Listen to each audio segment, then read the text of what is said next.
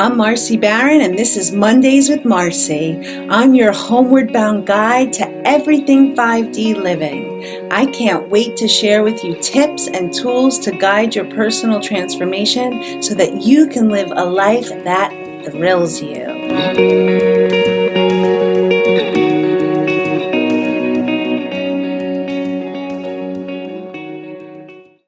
Hello, and welcome to this week's Mondays with Marcy. I am Marcy Barron, your host. So today I want to talk about how to hold space for someone. This is a very important and very nuanced skill that takes awareness and practice to be able to hold space for another in your life. We're all in relationships with people, whether it is through partnership, children, parents, friends, employers, colleagues, students, clients, like in the world, people, okay, that you are in relationship with. And what happens when they get triggered, which means something happens that sends them into a response of fight or flight, freeze, anxiety. Something happens within them that is triggering an old emotion, an old feeling, an old experience that comes up for them that they don't quite know how to handle. So when I say holding space, I'm going to explain what does that mean to hold space for someone.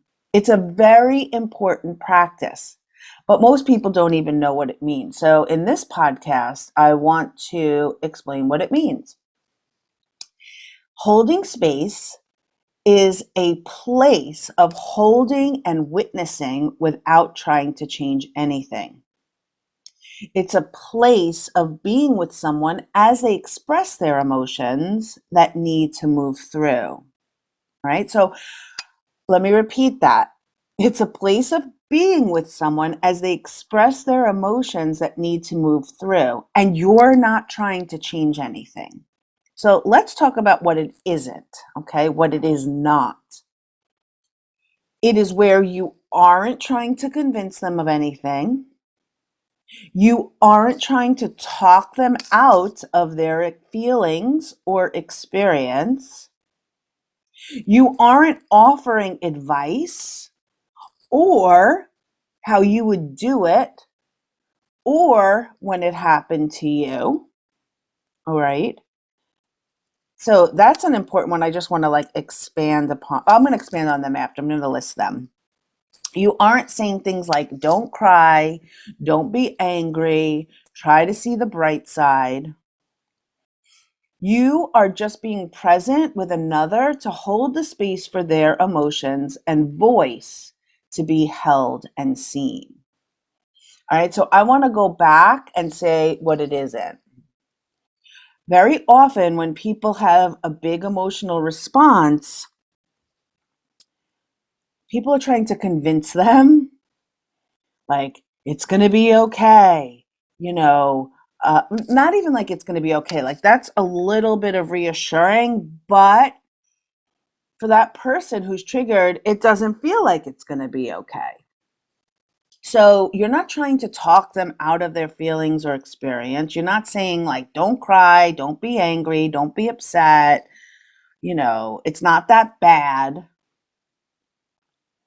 And a lot of times when people get emotional and people don't know how to handle those emotions, you sometimes then insert yourself into that situation.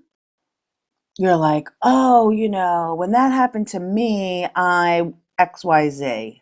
So you're not trying to change anything. You're not trying to convince anything. You're not trying to fix or merge. All you're doing is being present with them to hold the space for their emotions and their voice to be held and seen. You might have a lot of resistance to this because it's uncomfortable. You want to fix, you want to make it better for the person. But what every single person wants is to be seen and heard exactly as they are without fixing. As a sensitive person, my sadness, my overwhelm, my fear, even my joy came out in the form of tears. And ever since I was a little girl, I have always cried, and often. And I still do, right? So tears are the natural way that the body releases emotion and it self regulates back into balance, back into homeostasis. But my whole life, from the masculine energy, from the father energy, I was told, don't cry. Masculine energy, and remember, we all have masculine and feminine, but the father figure in my life, it always wanted a fix, and it's their nature to want to make things better. Okay? But what it created in my subconscious mind was the belief that I couldn't express myself because it was too uncomfortable for everyone else. I remember when I got married 24 years ago. I mean, I've been divorced for 14 years now. I was married for 10. I cried as I was walking down the aisle. And it was so uncomfortable for one of the guests. She's like, "Why are you crying?" And I'm like, "I'm so happy." Like, tears trigger people and they can't hold space. It's very common for that experience.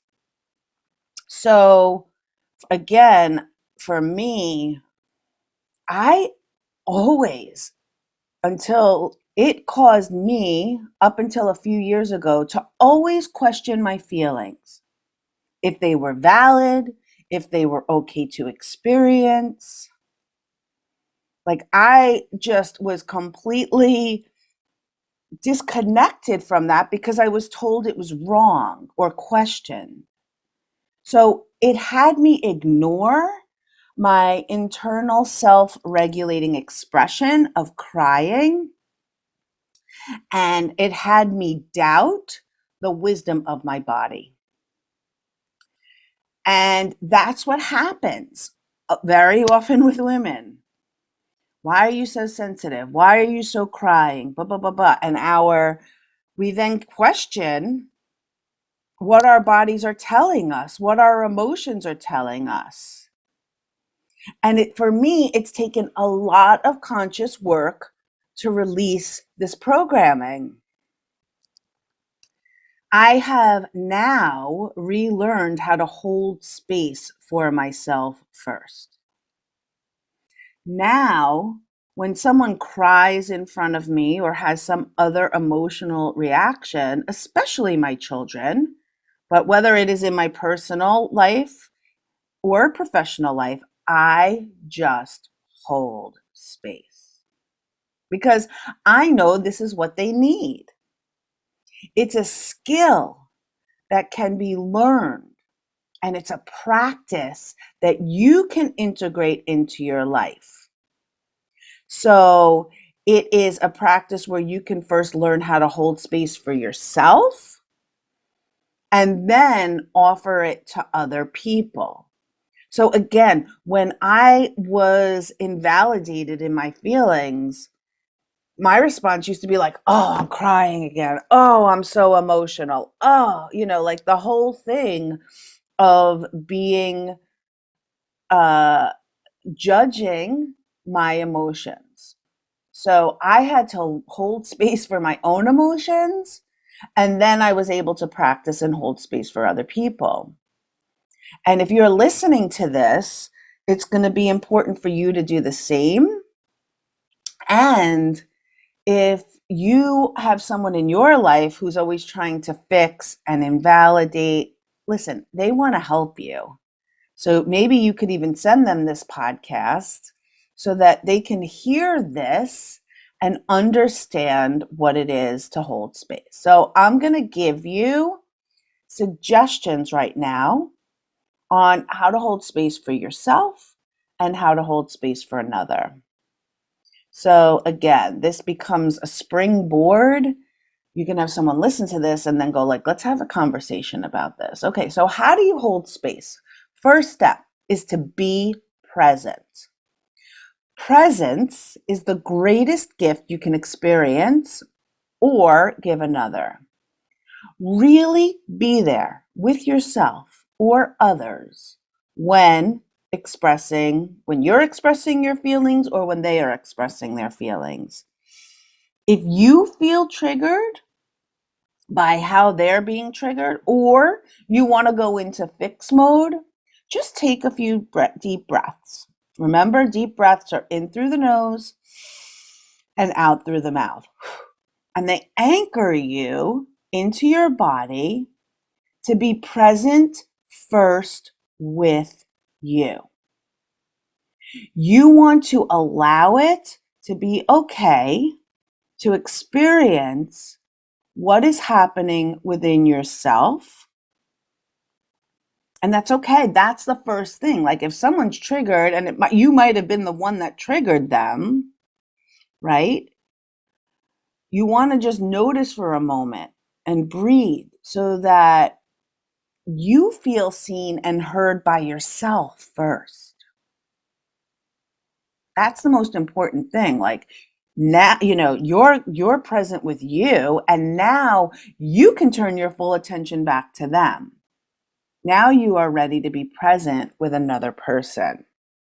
So you have to be present within yourself first and then be able to be present within someone else. It's easy to be present with someone if it doesn't trigger you, right? Like something's happening and they get upset and it has nothing to do with you. You can breathe and ground and be there for them and be present.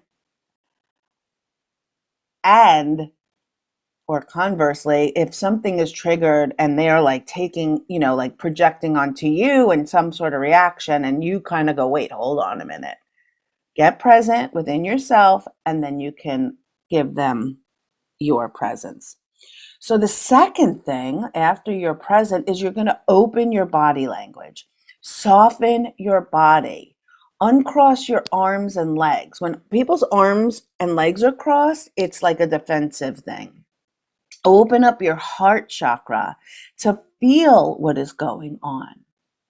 And when you move into your body and out of your mind, you're able to be empathetic without trying to fix or solve or change anything that is happening. Okay, so when you get out of your head and into your body, you can hold that empathetic space without trying to change anything, without trying to solve anything. This can be really uncomfortable at first, and it does take a willingness to try. Again, this is conscious. This is not automatic for all of us. The third thing I want you to do is release judgment. Your ego is going to want to create a story about it. The story can be about them. You might take the story and make the story about you, as I kind of spoke about, before. Realize that every experience everyone is having is valid. And I hope that you know that we all are doing the best that we can. Most people have good intentions. Most people want to help and are doing the best they can, but allow yourself to acknowledge what is happening within yourself and then bring your attention fully back to them. Okay. Most people are operating from wounds from childhood that they're not even aware of. Right. So then the fourth step is you're creating a safe container. I want you to be supportive, gentle, and compassionate, the best to your ability. You can ask questions like, how can I support you? What would you like in this moment from me? And then you can decide if this is something you are able to give, and you need to be honest if you can't give it. You can also sit with their request and get back to them with what feels right for you, right? So if someone says, if you say, how can I support you? And they're like, listen, I need you to XYZ, you then get to decide if that's something you're able to give. And if you're not sure about that in the moment, you could say, you know what, let me get back to you. I'm going to get back to you and let you know. Let's take a little space. And again, number 5, the most important thing is to empower them. Ultimately, you want to empower them to trust themselves, to trust their intuition, their choices, just like you're doing for yourself, right? So we're all learning the lessons of our soul, and empowerment is a lesson for many. So it's like, all right, I could possibly fix this, but it's also like, how can I support you in supporting yourself? So this is how you hold space for someone, right? And I think it's a really important lesson, and it's a really important practice. And this may be the first time you've ever heard of holding space. I just want to review the 3 stages of knowledge, of information. It's like, first, this is knowledge. Maybe you've heard of holding space before. Maybe this is the first time you've ever heard of it. So it's like a new concept, or you're hearing it for the first time in this state of consciousness where you are now. It's like maybe you've heard of holding space, but you never heard it broken down like that. And you're like, okay, I'm understanding this. The second one is integration. So you're going to now take these steps and practice them. Practice them in your life. And then the third step is embodiment. You're going to live, walk, talk, breathe, holding space for yourself and holding space for others. So I hope this was a really eye-opening expression of holding space and understanding for you. And again, forward this to whoever needs to see it. Say, listen, I really want you to hear this.